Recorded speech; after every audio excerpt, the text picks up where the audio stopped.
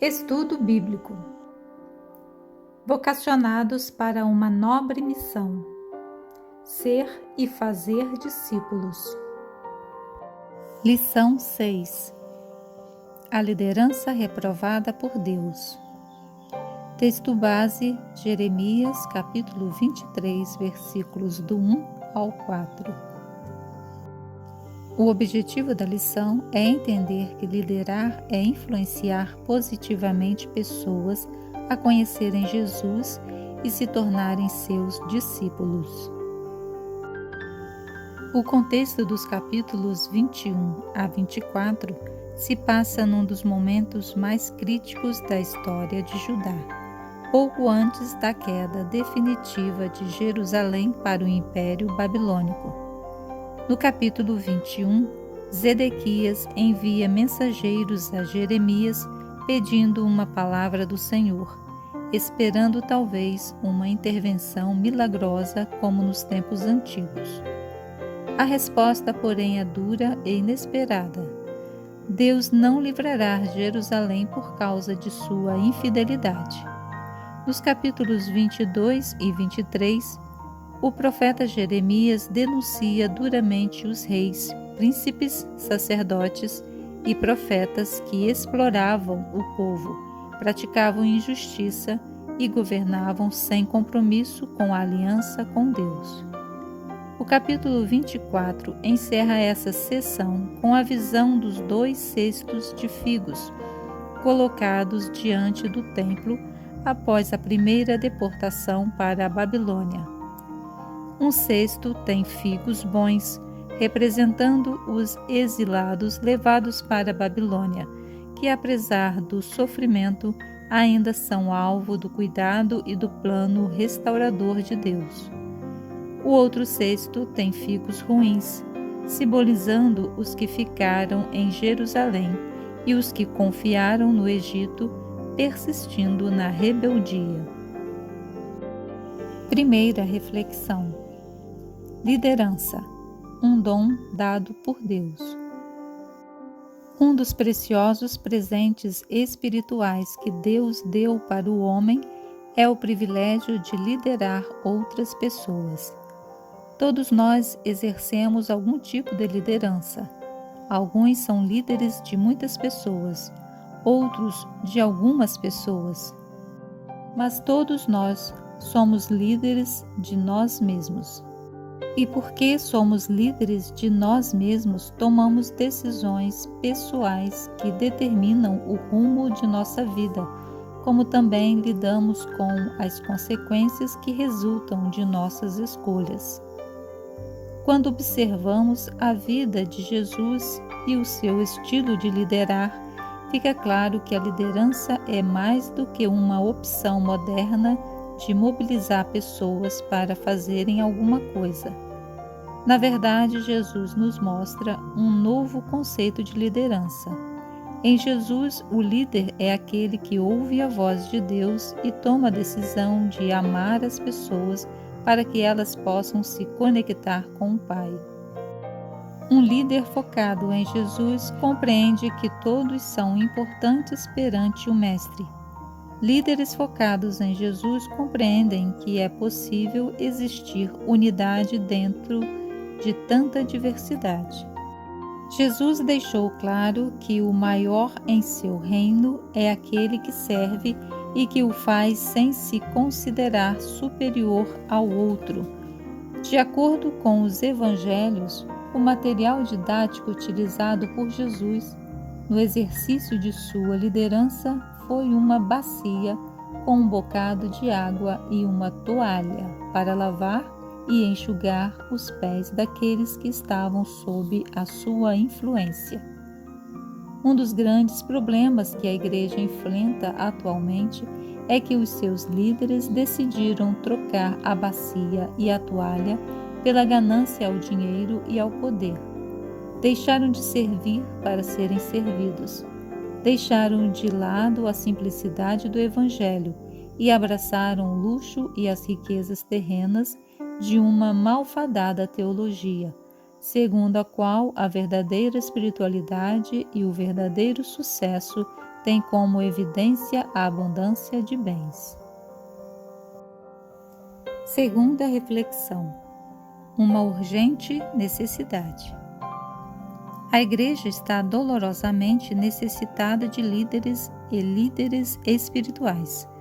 Se existe uma necessidade gritante neste tempo, é de uma liderança espiritual, sacrificial, plena de autoridade vinda do alto. É a ausência de tais homens que tem enfraquecido a saúde da Igreja, bem como transformado a sua voz em um sussurro irrelevante. Líderes espirituais não são feitos mediante eleição ou nomeação por homens ou quaisquer outros grupos. Líderes espirituais não são forjados nem mesmo em reuniões eclesiásticas, até porque o simples fato de uma pessoa ocupar um cargo específico pode lhe conferir título, mas jamais liderança. Liderança espiritual é coisa do Espírito e só pode ser conferida pelo próprio Deus. Samuel Logan Ehrenglund, um dos verdadeiros e grandes líderes do Exército da Salvação, afirmou que liderança espiritual não se ganha mediante promoção, mas através de muita oração e lágrimas, pois é obtida pela confissão de pecados, pela sondagem cuidadosa do coração, pela humildade diante de Deus, pela autoentrega. É gente desse tipo que Deus está procurando. É para gente desse tipo que Deus está desejoso de mostrar seu poder. Os primeiros líderes na história da Igreja foram selecionados não por causa de um diploma emitido por uma conceituada universidade ou seminário, mas porque possuíam caráter, por serem considerados homens de integridade, de boa reputação, cheios de sabedoria, entendidos, cheios do Espírito Santo. O grande objetivo de um líder espiritual é servir as pessoas e não se aproveitar delas. No entanto, no mundo em que vivemos, o termo servo tem uma conotação de inferioridade, diferentemente do que foi ensinado por Jesus. No ensino de Jesus, servir se iguala à grandeza.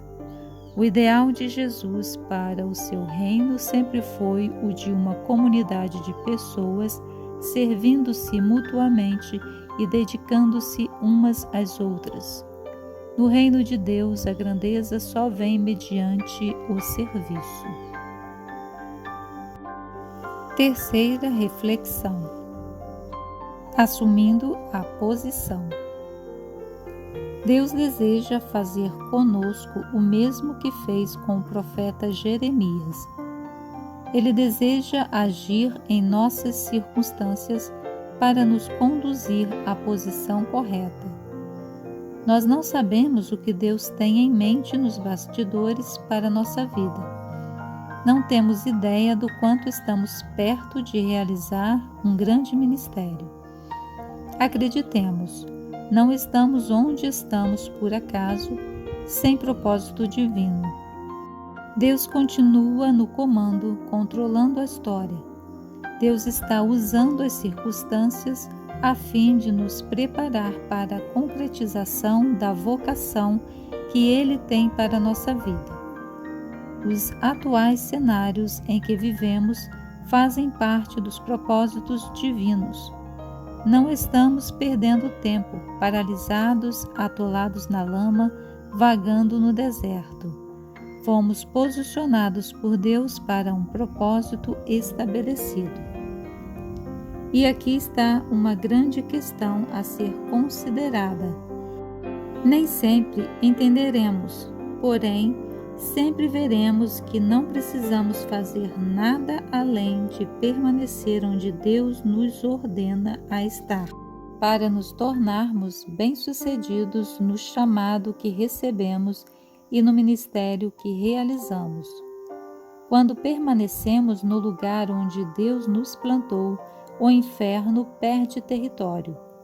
Não podemos nos sentir seduzidos pelo inimigo a abandonarmos nossa posição.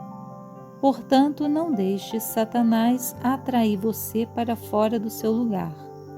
Lembre-se de que Deus tem um local específico para você e quer que você esteja lá.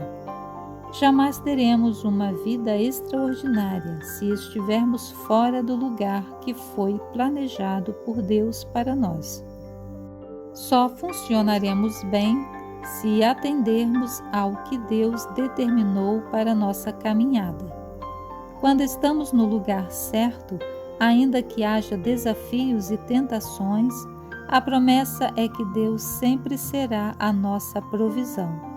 Ele sempre sustentará você. Só há conquistas no reino de Deus quando estamos posicionados corretamente. Agora vamos concluir o estudo de hoje. Os capítulos 21 a 24 do profeta Jeremias combinam juízo severo com esperança futura, mostrando que Deus disciplina, mas não abandona o povo.